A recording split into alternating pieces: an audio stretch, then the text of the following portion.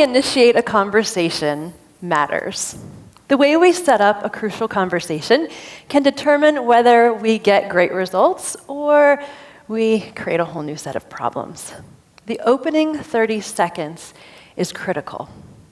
One of the best ways to start a crucial conversation is to start with your facts, share why those facts are a concern, and end with a question that invites someone else into dialogue. The other thing we need to do that is key is make sure we're clear on our goal. Our goal is to get better results. We get better results through a larger shared pool of meaning. And that shared pool of meaning we get from dialogue. Our goal is not to convince or compel. Instead, it's to speak up in a way that encourages someone else to share their view. And when they're sharing their view, we now have a shared pool of meaning, and we can get better results. Let me give you an example. So I have someone in my family who I care deeply about, who, from my perspective, makes poor financial decisions that hurt them. And when I've brought this up in the past, the dialogue has gone nowhere. In those conversations, my goal was to convince and compel. And as a result of my goal, my goal to convince and compel, all I got was resistance. They would shut down completely, they would stop talking, they would go out of the room, and they would even hang up on me. And the cost wasn't just that I wasn't having these crucial conversations well. The cost was that I was seeing someone I cared deeply for suffer, and I was personally experiencing the consequences of that suffering. Without dialogue, there was no shared pool of meaning. Instead, I just had my own individual, limited pool. And so I knew I needed a different approach. This time, instead of starting out with the goal of trying to convince or compel, I had the goal of trying to speak up in a way that would encourage them to add their meaning into the pool.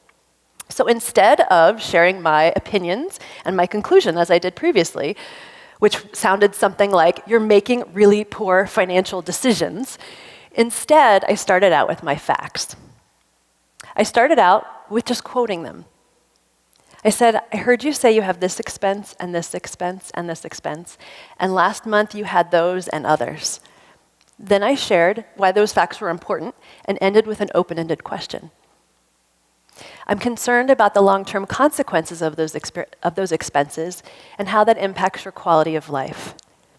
I realize I'm only seeing this from my perspective, and I'd really like to hear it from yours and understand how you're coming to your conclusions.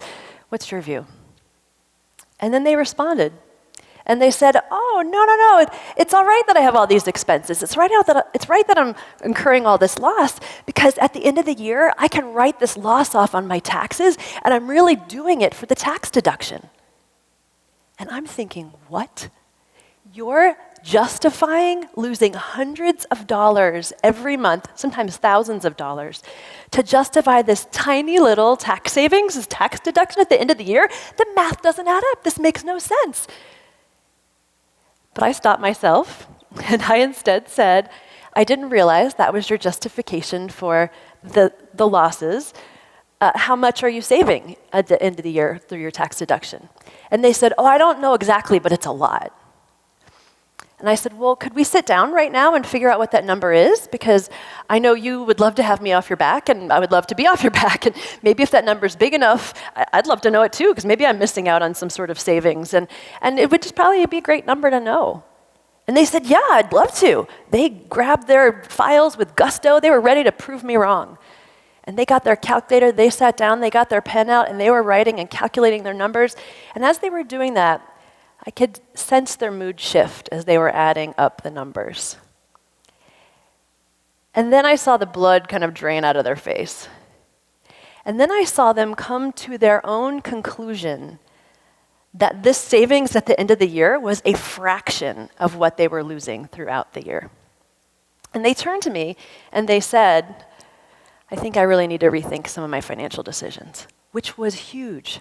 Because previously, it was total resistance to any type of conversation. When you give up the goal of trying to convince and compel, you become more convincing. And what that means is that you confidently and humbly commit to speaking up in a way that encourages others to speak up. Now, I want to call out two words here, confident and humble. So when I said we want to give up the goal of trying to convince, I'm not saying we give up. We can still step up and speak up confidently. This is not about being nice or beating around the bush. This is about speaking up with confidence. But we've got to balance that confidence with humility. If I'm all confidence, no one's going to hear my message.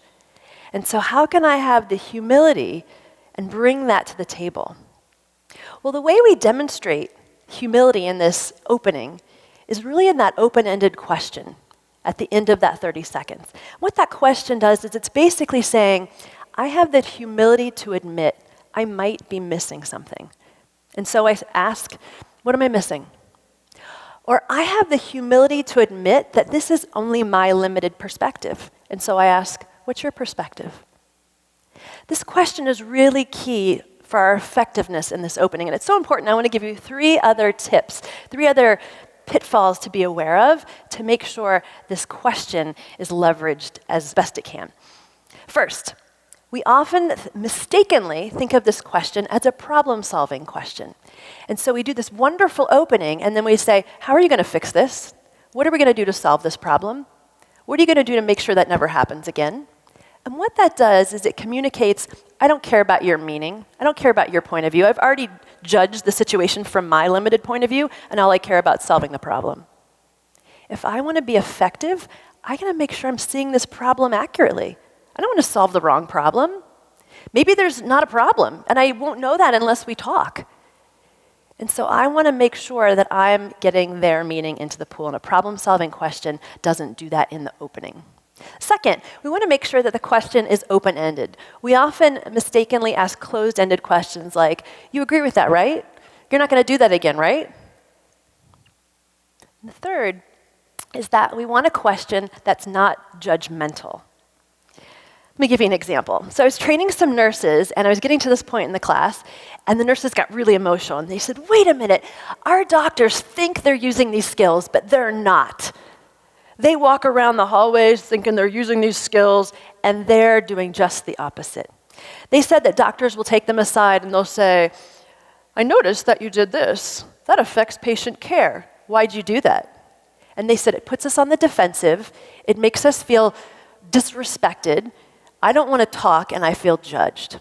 And so instead of a judgmental question, how can you bring in humility? And so instead, how could you say something like, I don't want to come to an unfair conclusion, and so I wanted to come and talk to you in person first. Can you help me understand your perspective? What's your view?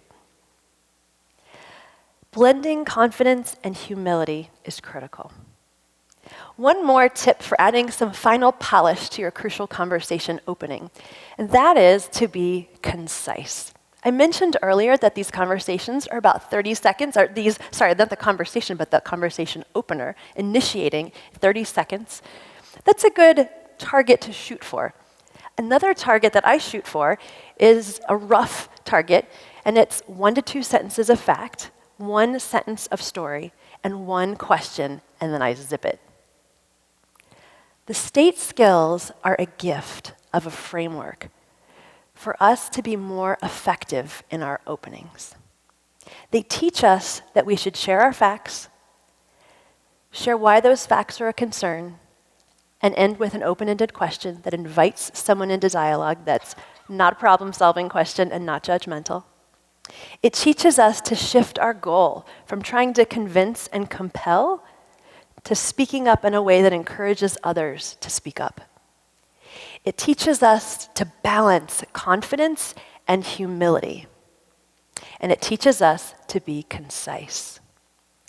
How we initiate crucial conversations matters. Thank you.